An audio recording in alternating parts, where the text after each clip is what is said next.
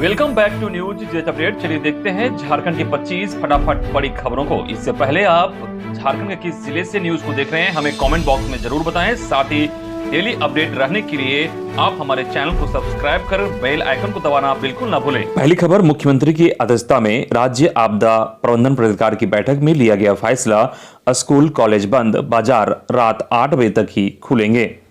मुख्यमंत्री ने कहा कि राज्य में जिस प्रकार से कोरोना का संक्रमण तेजी से फैल रहा है, वैसे में लोगों के बीच अफरा तफरी का माहौल न बने, इसके लिए मैकेनिज्म डेवलप करें। अधिकारी राज्य के विभिन्न क्षेत्रों में स्थापित मेडिकल ऑक्सीजन प्लांटों का निरीक्षण करें और मेडिकल ऑक्सीजन की कमी न हो, इसकी तैयारी रखें। मुख्यमंत्री ने निर्देश दिया कि कोरोना टेस्ट सैंपल का बैकलॉग न बढ़े, यह सुनिश्चित करे। विभाग सैंपल कलेक्शन के लिए एसओपी जारी करे। बैठक में आपदा प्रबंधन विभाग के मंत्री बन्ना गुप्ता ने भी राज्य में कोरोना संक्रमण के प्रसार के रोकथाम एवं व्यवस्थाओं के संबंध में कई सुझाव रखे।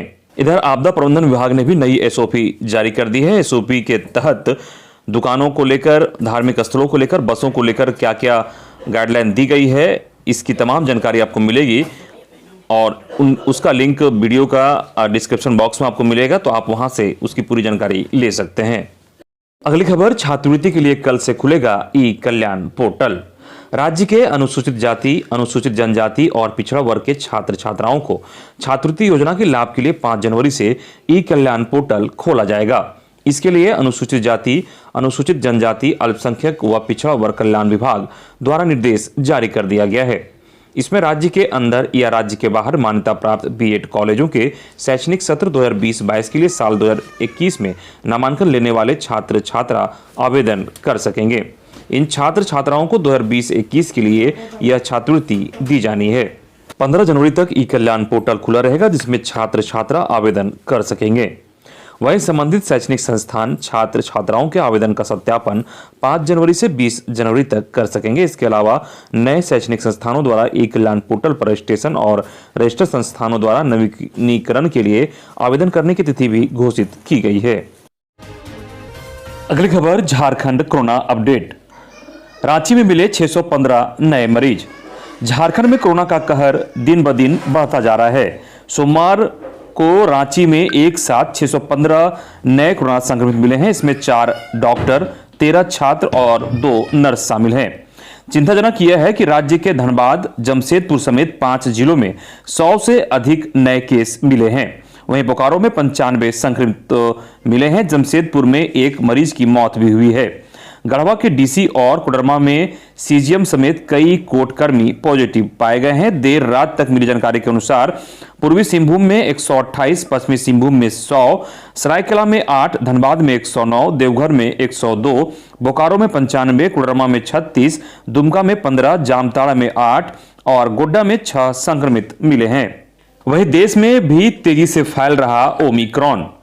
कोरोना का नया रूप ओमिक्रॉन तेजी से लोगों को अपने चपेट में ले रहा है। अब तक 25 राज्यों और केंद्र शासित प्रदेशों में इसके 1700 से ज्यादा मामले दर्ज किए गए हैं। चिंताजनक बात यह है कि राजधानी दिल्ली में 84% जो केस आ रहे हैं उनमें ओमिक्रॉन की पुष्टि हो रही है। कुछ यही हाल मुंबई का भी है। विशेषज्ञों के मुताबिक इसी वजह से दिल्ली और मुंबई के अलावा यूपी, बिहार, झारखंड समेत देश के 20 से ज्यादा राज्यों में बढ़त देखी जा रही है। कोविड वर्किंग समूह के चेयरमैन के मुताबिक तीसरी लहर का आगाज हो चुका है। ज्यादातर बड़े शहरों में जहां जीनोम सीक्वेंसिंग की जा रही है, उसके नतीजों से साफ है कि उनमें से ज्यादातर केस ओमिक्रॉन के हैं। हालांकि हमें पैनिक होने की जरूरत नहीं है। ओमिक्रॉन डेल्टा की तुलना में ज्यादा गंभीर बीमार नहीं करता है। दक्षिण अफ्रीका बेहतरीन उदाहरण है। अगली खबर, अब झारखंड में प्रखंड कृषि पदाधिकारी बनने के लिए इन शर्तों को पूरा करना जरूरी, विभाग ने प्रकाशित किया गजट। कृषि विभाग में झारखंड से इंटर और मैट्रिक की पढ़ाई करने वाले ही प्रखंड कृषि पदाधिकारी बीओ बन सकेंगे। कृषि विभाग ने अधीनस्थ सेवा के पदाधिकारियों के लिए नियमावली में संशोधन किया है। इसमें पूर्व की शर्तों में बदलाव किया गया है। कृषि विभाग ने इससे संबंधित गजट प्रकाशित कर दिया है। गजट प्रकाशन की तिथि से इसे लागू किया गया है। अगली खबर, स्कूलों में खर्च राशि के भुगतान में फंसा पेच।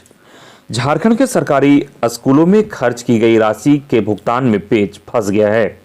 अप्रैल 2021 के बाद स्कूलों में जो राशि थी उसे राज्य सरकार के निर्देश के बाद वापस कर दी गई और बैंक खातों में जीरो बैलेंस कर लिया गया। इस दौरान 9 माह में कई ऐसे मौके बने जिसमें स्कूलों को राशि खर्च करनी पड़ी। स्कूलों के प्रधानाध्यापक और शिक्षकों ने आपसी सहयोग से राशि खर्च की और काम करवाने के बाद भुगतान किया। अब राज्य सरकार राशि देने को तो तैयार है, लेकिन जिसने काम किया है या जिस दुकान से सामान आया है उसके नाम पर ही चेक देने की बात हो रही है। ऐसे में शिक्षकों को दुविधा हो गई कि जिस काम की राशि वे पहले ही भुगतान कर चुके हैं उसकी राशि फिर से दुकानदार को कैसे दी जाए। अपनी लगाई राशि लेने में ही मशक्कत करनी पड़ रही है। शिक्षा विभाग ने खर्च की गई राशि के वाउचर की भी मांग की है। वाउचर देने के बाद प्रखंड साधन सेवी और संकुल साधन सेवी के अप्रूवल के बाद भी चेक जारी हो सकेगा। इधर अखिल झारखंड प्राथमिक शिक्षक संघ के मुख्य प्रवक्ता नसीम अहमद ने कहा कि विद्यालय को सैनिटाइज करने, साफ सफाई, शौचालय सफाई सहित आए दिन विभागीय प्रतिवेदन हार्ड कॉपी और सॉफ्ट कॉपी में देने में राशि खर्च हो रही है। छात्रों की पोशाक सूची, छात्रवृत्ति सूची समेत अन्य कई मद में हर दिन राशि खर्च होती है। स्कूल के पास एक भी राशि नहीं है। खर्च के बाद बिल पास कराएंगे तो भुगतान होगा। इस परिस्थिति में किसी भी स्कूल से कार्य करना संभव नहीं हो पाएगा। अगली खबर, पुलिस ने रोकी स्वच्छ भारत मिशन ग्रामीण के अनुबंध कर्मियों की निंदा यात्रा। राजभवन के सामने पिछले 35 दिनों से स्वच्छ भारत मिशन एसबीएम ग्रामीण के अनुबंध कर्मी अनिश्चितकालीन धरने पर बैठे हैं। सोमवार को इन लोगों ने राजभवन से अल्बर्ट एक्का चौक तक निंदा यात्रा निकालने की कोशिश की, पर प्रशासन ने प्रदर्शनकारियों को राजभवन से थोड़ी दूर आगे बढ़ने पर ही रोक दिया। आगे जाने की अनुमति नहीं दी। इससे गुस्साए प्रदर्शनकारियों ने सीएम हेमंत सोरेन और मंत्री मिथिलेश ठाकुर के खिलाफ नारे लगाने लगे। अगली खबर, विस्थापित संघर्ष मोर्चा का धरना, राज्यपाल, सीएम और नगर आयुक्त को सौंपा मांग पत्र। विस्थापित संघर्ष मोर्चा ने अपनी मांगों को लेकर जाकिर हुसैन पार्क के समक्ष धरना दिया। नागा बाबा खटाल के विस्थापितों ने सरकार से कई मांगे की है। इनकी मांग है कि विस्थापितों को नवनिर्मित मार्केट में दुकान आवंटित किया जाए। इसके अलावा खाली जमीन पर मिल्क प्रोजेक्ट लगाकर विस्थापितों की भागीदारी सुनिश्चित की जाए। और तीसरी मांग है कि नागा बाबा खटाल के विस्थापित को सरकार मकान उपलब्ध कराए। अगली खबर, बिना इंटरनेट डिजिटल पेमेंट को दी गई मंजूरी। गांवों और कस्बों में डिजिटल लेन देन को बढ़ावा देने के लिए भारतीय रिजर्व बैंक ने सोमवार को एक रूपरेखा जारी की। इसके तहत प्रति लेन देन 200 रुपये तक के ऑफलाइन भुगतान की अनुमति दी गई है। इसकी कुल सीमा 2000 रुपये होगी। कार्ड या मोबाइल वॉलेट से भी कर सकेंगे। जानकारी के मुताबिक ऑफलाइन डिजिटल भुगतान से मतलब ऐसे लेन देन से है जिसमें इंटरनेट या दूरसंचार कनेक्टिविटी की जरूरत नहीं होती। ऑफलाइन तरीके से भुगतान आमने सामने किसी भी माध्यम से, मसलन किसी वॉलेट कार्ड से कर सकेंगे। वहीं केंद्रीय बैंक ने कहा कि इन लेन देन के लिए अतिरिक्त सत्यापन की भी कोई जरूरत नहीं होगी, चूंकि इनमें भुगतान ऑफलाइन होगा। इसलिए ग्राहकों को एसएमएस या ईमेल के जरिए अलर्ट कुछ समय अंतराल बाद मिलेगा। ऑफलाइन तरीके से छोटे मूल्य के डिजिटल भुगतान सुविधा दी जा रही है। दिशा निर्देश में साफ कहा गया है कि प्रत्येक लेन देन की सीमा 200 रुपये होगी। इसकी कुल सीमा 2000 रुपये होगी। अगली खबर, सीमित परीक्षा से दरोगा बने 389 पुलिसकर्मियों की ट्रेनिंग पूरी, नहीं होगा पासिंग आउट परेड। सीमित परीक्षा से दरोगा बने 389 पुलिसकर्मियों की ट्रेनिंग पूरी हो गई। इसको लेकर एडीजी ट्रेनिंग ने आदेश जारी किया गया, जिसमें कहा गया कि झारखंड पुलिस अकादमी हजारीबाग में बुनियादी प्रशिक्षण प्राप्त कर रहे सीमित विभागीय प्रतियोगिता परीक्षा से नियुक्त दरोगा के द्वारा आरक्षित संवर्ग में बुनियादी प्रशिक्षण के दौरान ही पासिंग आउट परेड में सम्मिलित होने के कारण इन्हें दोबारा पासिंग आउट परेड कराया जाना उचित प्रतीत नहीं होता है। झारखंड के 22,000 समेत देश में 50 लाख किशोरों को टीका। झारखंड समेत देश भर में सोमवार को 15 से 18 वर्ष की उम्र वाले किशोरों का टीकाकरण शुरू हुआ। पहले दिन देश भर में 50 लाख किशोरों का टीका लगाया गया। झारखंड में 22,039 किशोरों को वैक्सीन की पहली डोज लगाई गई। राज्य में जमशेदपुर में सबसे ज्यादा, रांची दूसरे नंबर पर। राज्य में 15 से 18 आयु वर्ग के टीकाकरण पहले स्थान पर पूर्वी सिंहभूम का रहा, जबकि रांची दूसरे स्थान पर रहा। पूर्वी सिंहभूम में सोमवार को सबसे ज्यादा 4,853, जबकि रांची में 3,363, गोड्डा में 1,824, बोकारो में 1,689, धनबाद में 1,458, गिरिडीह में 8,789, गढ़वा में 851, हजारीबाग में 837, देवघर में 602, पश्चिमी सिंहभूम में 417 बच्चों को टीका लगाया गया। राज्य में सोमवार को अब तक लगाई गई डोज की संख्या 3 करोड़ की संख्या को पार कर गई है। राज्य में अब तक 3,52,183 डोज लगाई जा चुकी है। इधर गढ़वा में कड़ाके की ठंड से वृद्ध की मौत, पुत्र 4 दिन से है बीमार। गढ़वा जिला के रंका अनुमंडल मुख्यालय की सोनदाग पंचायत के पाल्हे गांव के घासी टोला में 55 वर्षीय गरीब वृद्ध शनिचर घासी की मृत्यु ठंड से लगने से हो गई। घर वालों ने बताया कि खाना खाकर रात में घर में सोए हुए थे, अचानक ठंड लगने से सुबह में उनकी मौत हो गई। प्रशासन द्वारा किसी भी तरह का कोई सरकारी लाभ या सहायता नहीं दी गई है। शनिचर घासी की पत्नी ने बताया कि अब मेरे घर में कोई कमाने वाला नहीं बचा है। 3 लड़का है, लेकिन बड़ा लड़का लेबर का काम करता है, मंझला लड़का दिव्यांग है और छोटा लड़का ठंड के चलते 4 दिन से बीमार पड़ा हुआ है।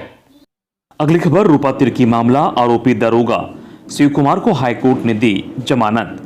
साहिबगंज की दिवंगत महिला थाना प्रभारी रूपा तिर्की आत्महत्या मामले में जेल में बंद दरोगा शिव कुमार कनौजिया को झारखंड हाईकोर्ट ने जमानत दे दी है। झारखंड हाईकोर्ट के जस्टिस अंबुजनाथ की कोर्ट में उनकी जमानत याचिका पर सुनवाई हुई। जमानत याचिका पर सुनवाई के बाद अदालत ने शिव कुमार कनौजिया को 25-25 हजार के 2 निजी मुचलका पर जमानत प्रदान की है। शिव कुमार कनौजिया पिछले लगभग 6 महीने से रूपा तिर्की प्रकरण में जेल की सलाखों के पीछे है। झारखंड हाईकोर्ट से जमानत मिलने के बाद उन्हें काफी राहत मिली है। शिव कुमार की तरफ से झारखंड हाईकोर्ट के अधिवक्ता इंद्रजीत सिन्हा ने झारखंड हाईकोर्ट में पक्ष रखा। अगली खबर, रिम्स फर्स्ट ईयर की परीक्षा अब होगी ऑनलाइन, 40 छात्र हैं कोरोना संक्रमित। राज्य में कोरोना संक्रमित मरीजों की संख्या हर रोज बढ़ रही है। बीते 24 घंटे में राज्य भर में कोरोना के 1057 नए मामले सामने आ चुके हैं। कोरोना की जद में रिम्स में एमबीबीएस की पढ़ाई कर रहे छात्र भी आ गए हैं। यहाँ फर्स्ट ईयर के करीब 40 छात्र कोरोना संक्रमित पाए गए हैं। इसी के बीच सोमवार से उनकी परीक्षा होनी थी, जिससे परेशान छात्र थे।